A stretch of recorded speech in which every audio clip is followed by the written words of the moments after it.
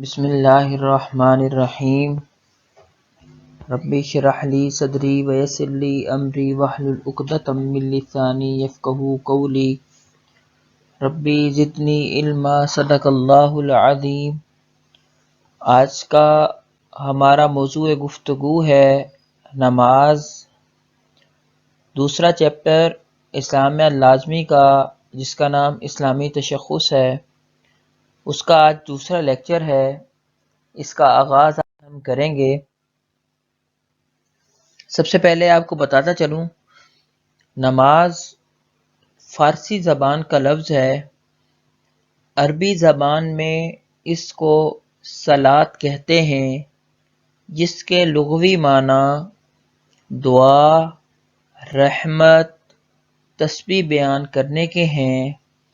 اصطلاحی مفہوم ہوگا وہ خاص عبادت جو اسوہ رسول اکرم صلی اللہ علیہ وآلہ وسلم کے مطابق مخصوص اور متعین شرائط اور آداب کے ساتھ مخصوص اور متعین اوقات میں ادا کی جائے، اسے نماز کہتے ہیں۔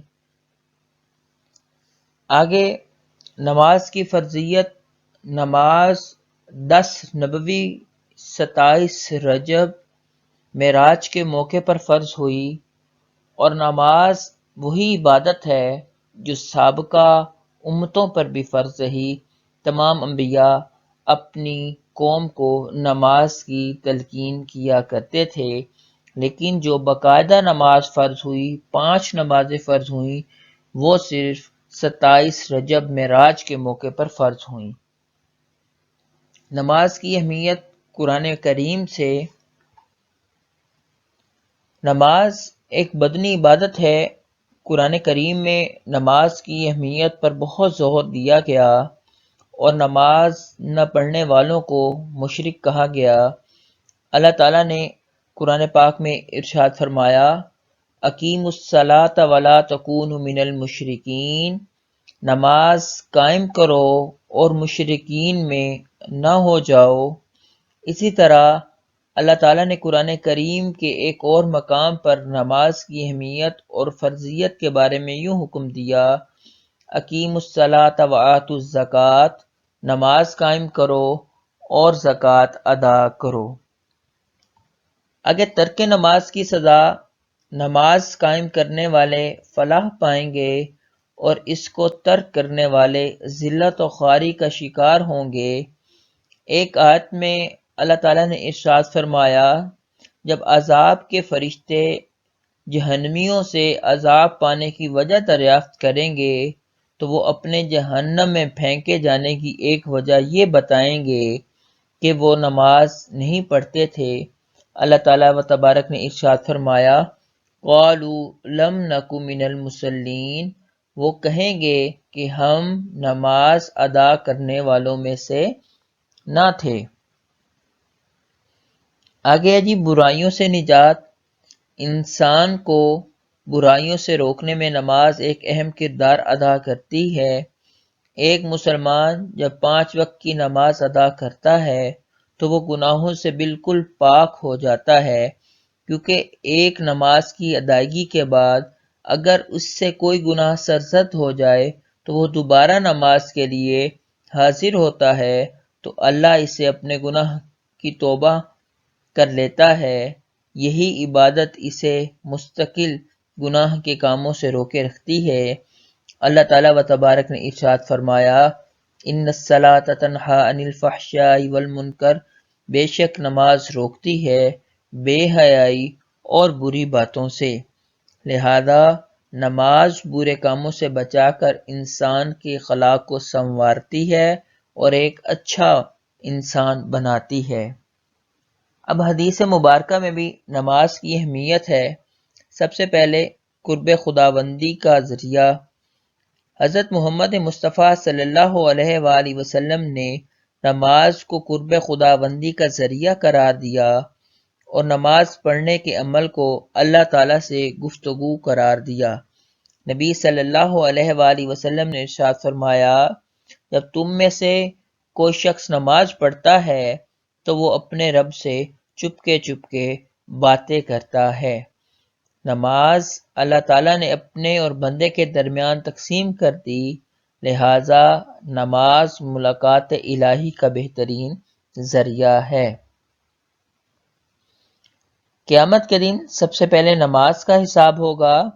نماز کی اہمیت کا اندازہ اس بات سے بھی یوں لگایا جا سکتا ہے کہ قیامت کے دن نماز کے بارے میں سوال ہوگا۔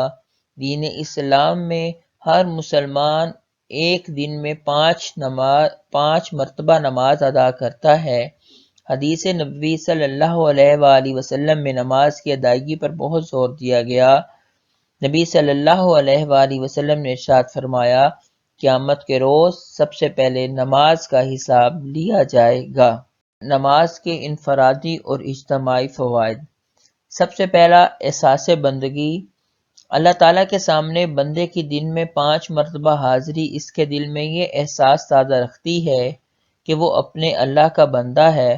بندگی کا یہ احساس متواتر نماز ادا کرنے پر مزید پختہ ہو جاتا ہے اور اس کی پوری زندگی تعمیل احکام الہی کا عملی نمونہ بن جاتی ہے۔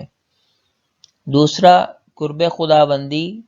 ایک دن میں 5 مرتبہ قرب خداوندی کا احساس مسلمانوں کو یقین دلاتا ہے کہ اللہ تعالیٰ ہر وقت اس کے ساتھ ہے۔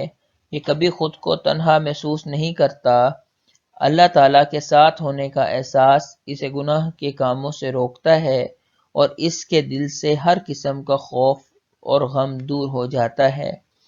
دوران نماز رب تعالیٰ سے گفتگو ہوتی ہے اور قرب خداوندی کا سب سے مؤثر ذریعہ نماز ہے۔ نبی صلی اللہ علیہ وآلہ وسلم نے ارشاد فرمایا، جب تم میں سے کوئی نماز پڑھتا ہے تو وہ اپنے رب سے چپکے باتیں کرتا ہے۔ آگے گناہ سے بچاؤ۔ نمازوں کے درمیانی وقفے میں بھی نمازوں کے اثرات جاری و ساری رہتے ہیں۔ نماز کے بعد اگر گناہ کا خیال آئے تو بندہ سوچتا ہے، ابھی تو اللہ سے دعا کر کے آیا ہوں، ابھی اس کے سامنے کیا منہ لے کر جاؤں گا؟ تو یہ چیز، یہ احساس اسے مسلسل گناہ سے روک کے رکھتا ہے۔ اللہ تعالیٰ و تبارک نے قرآن پاک میں ارشاد فرمایا، ان الصلاۃ تنہی عن الفحشاء والمنکر، بے شک نماز روکتی ہے بے حیائی اور بری باتوں سے۔ اگلی ہیڈنگ ہمارے پاس ہے اخوت و محبت۔ اللہ تعالیٰ کی عبادت اور اس کی خوشنودی حاصل کرنے کے سلسلے میں 5 مرتبہ مسجد میں ایک دوسرے سے ملنے والے افراد کے درمیان اتفاق و محبت اور اخوت پیدا ہوتی ہے۔ اس کا سب سے بڑا فائدہ یہ ہوتا ہے کہ ایک دوسرے کی خیر گیری اور ان کے کام آنے کی سوچ پروان چڑھتی ہے۔ مساوات کا درس۔ نماز باجماعت ادا کرنے سے مسلمانوں کو مساوات کا درس ملتا ہے۔ جب مسلمان رنگ، نسل، علاقے، امیر و غریب اور آقا اور غلام کے فرق کو مٹا کر کندھے سے کندھا ملا کر ایک امام کے پیچھے کھڑے ہوتے ہیں تو ان کے درمیان عملی مساوات پیدا ہو جاتی ہے۔ اقبال نے کیا خوب فرمایا، ایک ہی صف میں کھڑے ہو گئے محمود و ایاز، نہ کوئی بندہ رہا نہ کوئی بندہ نواز۔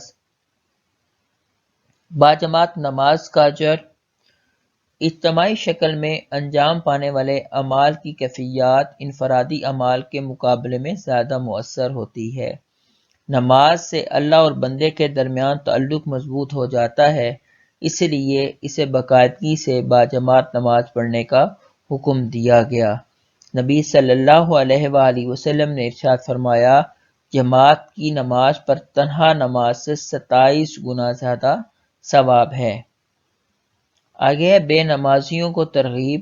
وہ شخص بڑا بدقسمت ہے جو روزانہ اپنے رب کی بے شمار نعمتیں استعمال کرے مگر اس کی بارگاہ میں سر نہ جھکائے۔ ایسے لوگوں کے لیے نمازیوں کا مسجد میں بار بار جانا ترغیب کا بہترین ذریعہ ہے۔ نمازیوں کو مسجد میں آتے جاتے دیکھ کر بے نمازیوں کو ترغیب ہوتی ہے اور وہ نماز کی طرف متوجہ ہوتے ہیں۔ نظم و ضبط کا شعور۔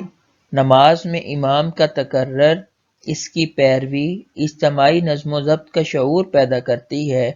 حضرت محمد صلی اللہ علیہ وآلہ وسلم نے نماز با جماعت صفوں کا تقرر فرمایا اور سختی سے پابندی کروائی۔ آپ صلی اللہ علیہ وآلہ وسلم نے ارشاد فرمایا، جو شخص نماز ادا کرنے مسجد میں نہیں آتے، اگر مجھے ان کے بیوی بچوں کا ڈر نہ ہوتا تو میں ان کے گھروں کو آگ لگوا دیتا۔ آگے وقت کی پابندی۔ مسلمان جب دن میں 5 مرتبہ مقرر اوقات میں نماز ادا کرتے ہیں تو یہ مشق وقت کی پابندی کا باعث بنتی ہے، لہٰذا نمازی اپنے ہر کام کو وقت پر کرنے کے عادی بن جاتے ہیں۔ اللہ تعالیٰ نے نماز کا مقرر اوقات پر ہی ادا کرنے کا حکم دیا۔ اللہ تعالیٰ تبارک نے ارشاد فرمایا، بے شک نماز مومنوں پر مقرر وقت پر فرض کی گئی۔ خلاصہ کلام یہ ہوگا، نماز اسلام کا دوسرا ایک اہم رکن ہے۔ جہاں نماز اللہ کے قرب کا بہترین ذریعہ ہے، وہیں کفر و اسلام کے درمیان حد فاصل کا کام بھی دیتی ہے۔ غرض یہ نماز انفرادی اور اجتماعی فوائد کا خزانہ ہے جو اللہ تعالیٰ و تبارک نے امت محمدی صلی اللہ علیہ وآلہ وسلم کو عنایت کیا۔ اللہ تعالیٰ ہم سب کو نماز با جماعت پڑھنے کی توفیق عطا فرمائے، آمین۔ آخر میں آپ کو ایک بات بتاتا چلوں، بیٹا نماز کی اقسام کے حوالے سے اکثر بچے یہ سوال بھی پوچھتے ہیں، بیٹا نماز کی 4 اقسام ہیں۔ لفظ میں نے یہاں پہ جمع استعمال کیا کیونکہ زیادہ ہیں۔ ایسے نماز کی 4 اقسام ہیں، ایک فرض، دوسری واجب، تیسری سنت اور چوتھی نفل۔ سب سے پہلے میں اگر فرض نماز کی بات کروں، فرض نماز دن میں 5 وقت کی نمازیں فرض ہیں، جن میں فجر، ظہر، عصر، مغرب اور عشاء ہیں، اور یہ نمازیں ہجرت سے پہلے معراج کی رات مسلمانوں پر فرض ہوئیں اور آپ صلی اللہ علیہ وآلہ وسلم کو بطور تحفے میں دی گئیں۔ دوسری واجب، عیدین کی نمازیں واجب ہیں، اس کے علاوہ عشاء کے وقت کے 3 وتر واجب ہیں۔ تیسری سنت نمازوں میں نماز تراویح اور دن میں 5 فرض نماز پنجگانہ کے ساتھ ادا کی جانے والی سنتیں بھی شامل ہیں۔ چوتھی نفلی نماز، جس میں تہجد، اشراق، چاشت، صلاۃ التسبیح، صلاۃ خوف، صلاۃ الحاجہ وغیرہ نفلی نمازیں شامل ہیں۔ یہ تھا بیٹا آج کا ہمارا لیکچر۔ انشاءاللہ کل اگلے لیکچر کے ساتھ دوبارہ حاضر ہوں گا، تب تک کے لیے اللہ حافظ۔